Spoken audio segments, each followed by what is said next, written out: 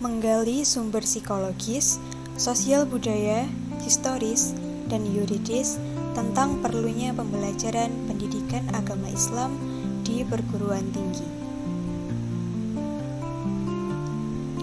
Halo teman-teman semuanya, perkenalkan aku Rika Deska Nur Aini dengan NIM B02230666 dari Program Studi Sastra Indonesia Angkatan 2023 Fakultas Ilmu Budaya Universitas 11 Maret, izin memaparkan materi mengenai menggali sumber psikologis, sosial budaya, historis, dan yuridis tentang perlunya pembelajaran pendidikan agama Islam di perguruan tinggi.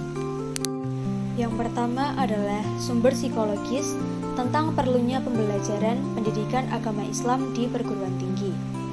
Dalam hal ini, terdapat dua pandangan yang berbeda mengenai apakah pendidikan agama Islam perlu diajarkan di perguruan tinggi atau tidak. Pendapat yang pertama adalah pendapat yang pro atau setuju yang mengatakan bahwa pendidikan agama Islam perlu diajarkan di perguruan tinggi karena negara, dalam hal ini perguruan tinggi, wajib menjaga keberagamaan para mahasiswa yang sedang belajar di perguruan tinggi. Kemudian yang kedua adalah pendapat yang kontra atau tidak setuju yang mengatakan bahwa pendidikan agama Islam tidak perlu diajarkan di perguruan tinggi karena agama merupakan urusan pribadi, keluarga, dan institusi keagamaan seperti masjid, pesantren, dan organisasi keagamaan, sehingga negara tidak perlu ikut campur dalam urusan agama. Kemudian timbul pertanyaan, apakah manusia merupakan makhluk teogenetis atau teis, makhluk bertuhan ataukah ateis, tidak bertuhan? Kenyataannya, ada dua tipe manusia tersebut yang saling mempengaruhi kelompok yang lain sesuai dengan kepercayaan mereka. Namun, secara psikologis, pada dasarnya manusia suka bertaubat dengan meninggalkan perbuatan keji dan maksiat. Lalu mereka memilih jalan yang taat. Ada pula penganut agama yang berpindah ke agama lain, juga penganut mazhab pindah ke mazhab yang lain, yaitu yang seagama. Fenomena seperti ini dikenal dengan istilah konversi agama. Terjadinya konversi ini secara teoretis karena ada faktor-faktor yang mempengaruhinya, terutama dari faktor pendidikan agama. Konversi adalah taubat atau kembali kepada Tuhan. Orang-orang yang mengalami konversi agama banyak yang mengalami perubahan menuju ketaatan beragama setelah sebelumnya tidak taat atau melakukan dosa-dosa dan kesalahan. Arti lain dari konversi adalah pindah, yaitu pindah dari satu agama yang dianggapnya salah ke agama lain yang dianggapnya benar.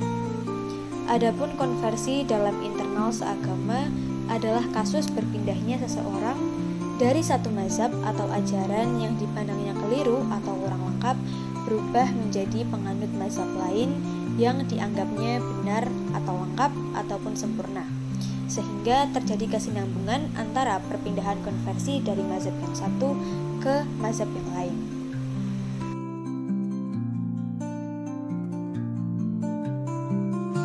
Kemudian yang kedua, menggali sumber sosial budaya tentang perlunya pembelajaran pendidikan agama Islam di perguruan tinggi. Dalam hal ini, masyarakat Muslim di Indonesia dapat dipilah menjadi dua subkultur, yaitu santri dan Muslim biasa atau bukan santri.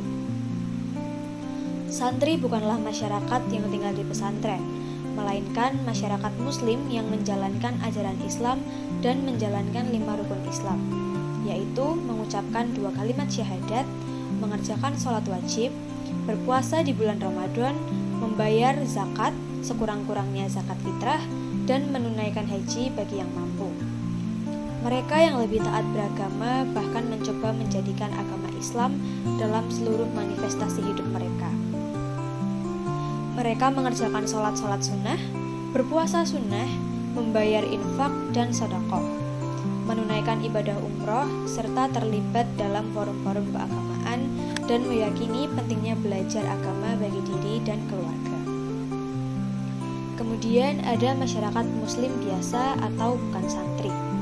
Mereka adalah masyarakat Muslim yang kurang taat menjalankan ajaran Islam. Dengan tidak menjalankan 5 rukun Islam yang ada, namun hanya mengerjakan rukun Islam yang pertama dan yang terakhir, yaitu mengucapkan syahadat dan menjalankan ibadah haji bagi yang mampu. Mereka mengucapkan 2 kalimat syahadat sekurang-kurangnya ketika ijab qabul dan menjalankan ibadah haji bagi yang mampu. Kemudian, ketika ada keluarganya yang meninggal, biasanya mereka mengadakan selamatan dengan pengajian. Dari 2 pandangan tersebut, dapat diartikan bahwa serendah-rendahnya tingkat keberagamaan masyarakat Indonesia, mereka tetap mementingkan agama dan pengalaman ajaran agama. Pada tahun 2006 dan 2009, pernah dilakukan penelitian tentang corak berpikir keagamaan mahasiswa aktivis Islam dari corak berpikir keagamaan yang eksklusif, inklusif, hingga liberal. Hasil penelitian Munawar Ahmad pada tahun 2006 di sebuah perguruan tinggi Bandung, serta hasil penelitian Syahidin dan Munawar Ahmad pada tahun 2009 pada beberapa perguruan tinggi menunjukkan bahwa mahasiswa aktivis Islam cenderung memiliki corak berpikir keagamaan yang eksklusif. Sedikit sekali mahasiswa aktivis Islam yang memiliki corak berpikir keagamaan yang inklusif, terlebih-lebih lagi yang memiliki corak berpikir yang liberal. Yang ketiga, menggali sumber historis tentang perlunya pembelajaran pendidikan agama Islam di perguruan tinggi. Secara historis, bangsa Indonesia memiliki 2 sistem pendidikan, yakni pesantren dan sekolah. Pesantren merupakan model pendidikan asli bangsa Indonesia, sedangkan sekolah merupakan model pendidikan yang diadopsi dari penjajah Belanda. Jika menengok lebih jauh sejarah pendidikan pada bangsa-bangsa Muslim, kaum Muslimin pernah menjadi bangsa yang paling maju di dunia.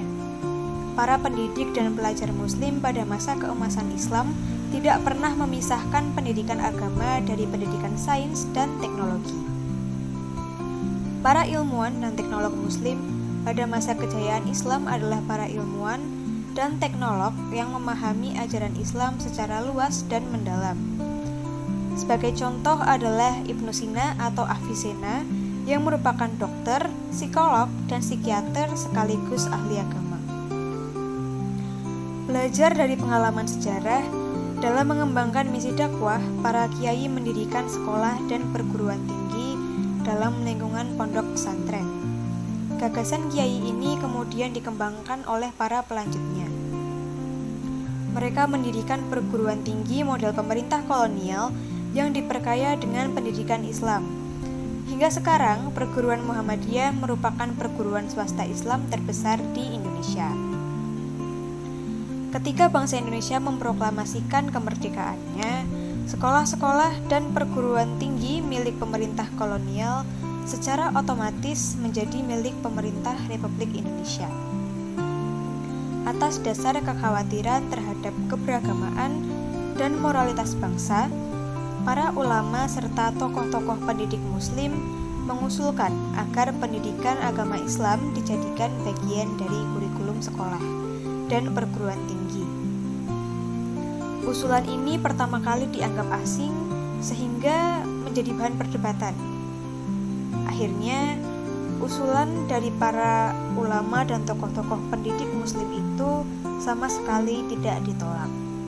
Pendidikan agama Islam pertama kali wajib diajarkan di sekolah dasar mulai dari kelas 1 sampai 3. Kemudian, yang keempat adalah menggali sumber yuridis tentang perlunya pembelajaran pendidikan agama Islam di perguruan tinggi.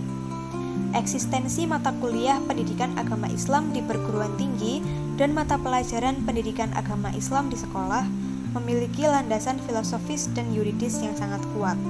Landasan filosofis PAI berpijak pada Pancasila, terutama sila pertama, yakni ketuhanan yang Maha Esa. Adapun secara yuridis berpijak pada ketentuan perundang-undangan yang berlaku. Kemudian, sumber yuridis penyelenggaraan PAI di perguruan tinggi adalah sebagai berikut. Yang pertama adalah Pancasila, yang kedua Undang-Undang Dasar 1945 hasil amandemen, yang ketiga Undang-Undang Nomor 20 Tahun 2003 tentang Sistem Pendidikan Nasional atau Sisdiknas, Kemudian ada Undang-Undang Nomor 17 Tahun 2007 tentang Rencana Pembangunan Jangka Panjang Nasional tahun 2005 sampai 2025. Lalu ada Peraturan Pemerintah Nomor 5 Tahun 2010 tentang Rencana Pembangunan Jangka Menengah 2010 sampai 2014. Lalu ada Peraturan Pemerintah Nomor 19 Tahun 2005 sebagaimana diubah dengan Peraturan Pemerintah Nomor 32 Tahun 2013 tentang Standar Nasional Pendidikan. Lalu yang terakhir ada Undang-Undang Nomor 12 Tahun 2012 tentang Pendidikan Tinggi.